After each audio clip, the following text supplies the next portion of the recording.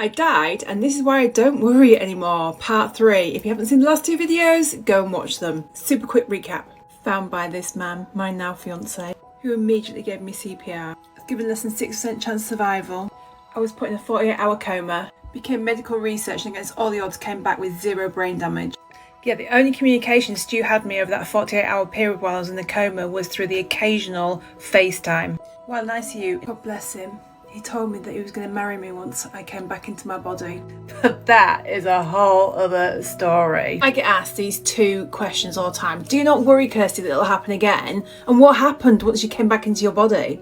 In short, I absolutely do not worry at all. But if you want to know why, go back to my previous videos. And when I came back into my body, I came out of the coma and was put onto the ward. This is what I did. Doctors would come round consistently to check up on me, and I would say the words, I know I might have just died, but I am so fit and healthy. Doctors would laugh at me when I knew exactly what I was doing. Yeah, of course, they loved my optimism. They thought it was great, but also thought, So I never told anybody what I was doing until afterwards. I just knew that every time I said this out loud and in my mind, I was broadcasting a message to every cell of my body. I was affirming that we are firing on all cylinders here. Words are vibrational, your body's vibrational, healing's vibrational.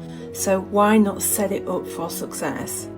I meditate every day. I'd imagine this white golden light literally littering every cell of my body. It was healing, it was energizing, it was beautiful. But anyway, the combination of these 2 things became quite apparent that they worked about 10 days later. So on the night that it actually happened and I stopped breathing, an x-ray was done on my lungs before I went into a coma. They found scarring and water on my lungs. I get out the wheelchair in the radiographer's room to go have my x-ray, and the man stops me and goes, "Is it you?" At which point I go, "I think so." Anyway, to cut a long story short, I had the x-ray done, and it was at that point he said, "Do you mind if I call my team in? And would you like to come have a look at these results too?" He basically said, "This lady I saw 10 days ago and she was very poorly, and this is her x-ray now. The scarring and water somehow has gone." At which point I said, "Oh, I think I've done that." He basically said, "I don't know what it is you've been doing, but just keep on doing it." I don't know, I've left there and I felt really elated. I was like, "Oh my God.